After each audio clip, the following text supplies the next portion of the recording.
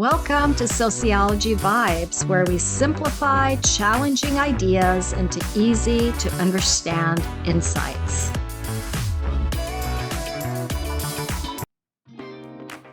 Today, our focus is on the Stanley Milgram electric shock experiment conducted by social psychologist Stanley Milgram.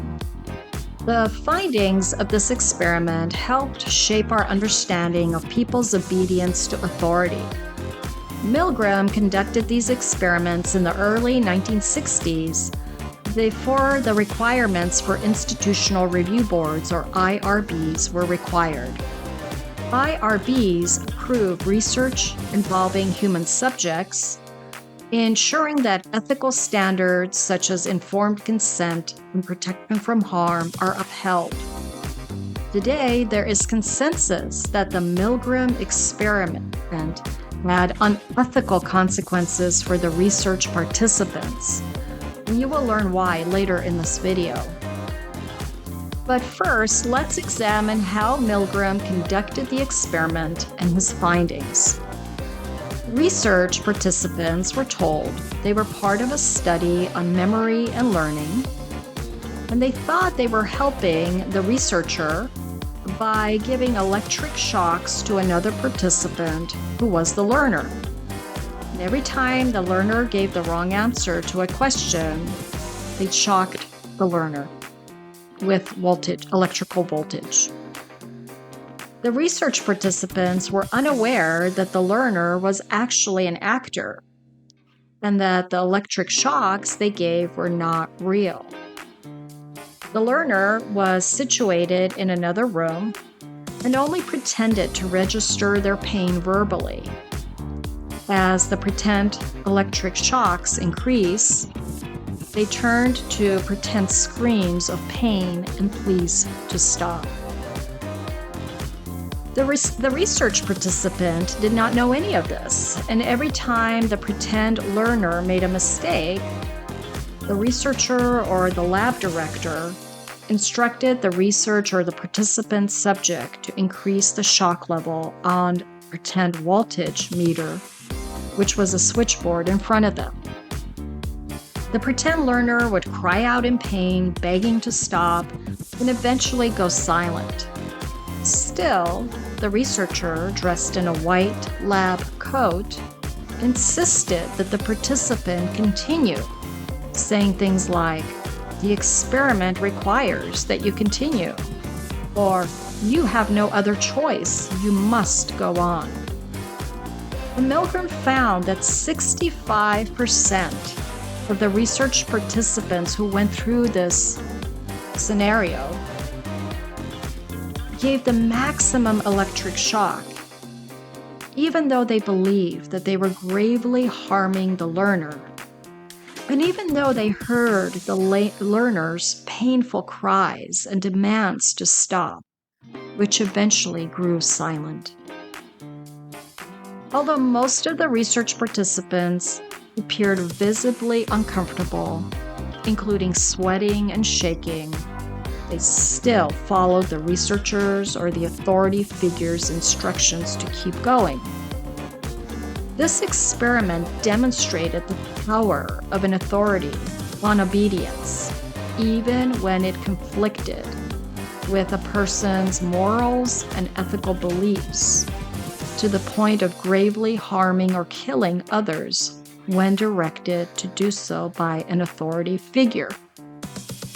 Milgram was seeking to learn what type of group dynamics were responsible for the atrocities of the Holocaust during World War II.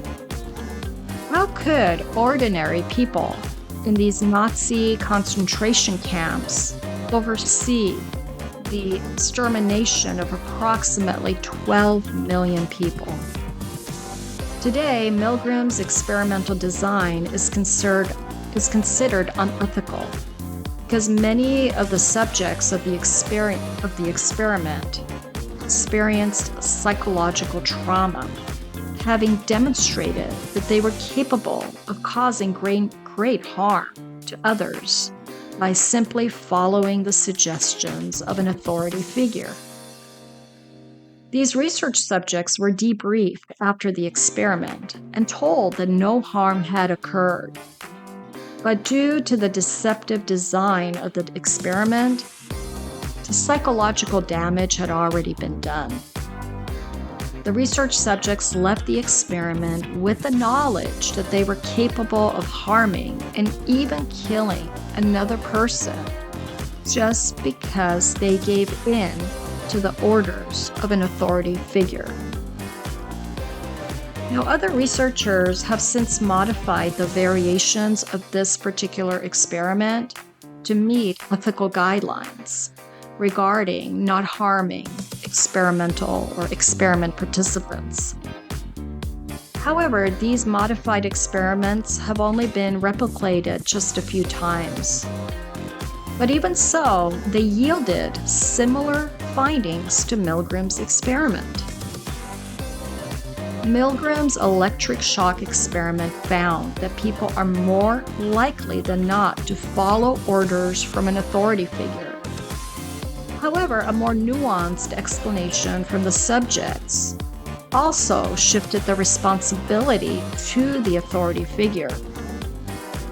And every time the research subjects administered the so-called painful electric shocks, this gradual escalation of the electric voltage also may have played a role.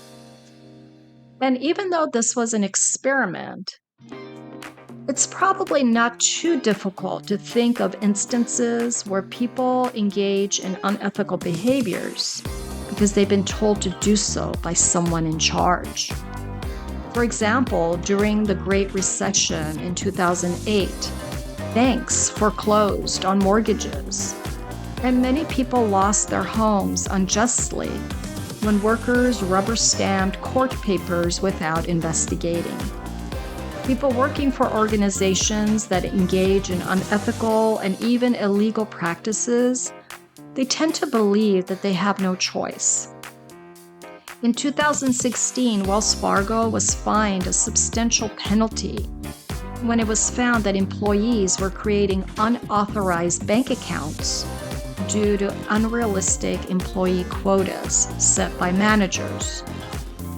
In 2015, Volkswagen employees claimed that management ordered them to falsely make it appear that their cars were passing clean air emissions tests. Also in 2015, some employees reported feeling pressured not to make public Elizabeth Holmes providing false information to investors of her Theranos health technology company. Now, these are only a few examples from the world of business. Obedience to authority can occur in any social environment where a person has power or authority over others. They're not just something that happen historically. These types of things happen every day. And this can include authority figures such as teachers, religious leaders, managers, doctors, social media influencers, politicians, police officers, and judges, just to name a few. The Milgram electric shock experiment gives us a window into social behavior and conformity. It is a reminder of the social dynamics that exist between people that influence our actions and our behaviors. And this makes sociology fascinating, don't you think? Thank you for watching. Be sure to comment below with your thoughts, questions, or any topics you'd like us to explore next. Let's keep the conversation going and our community growing. See you in the next Sociology Vibes video.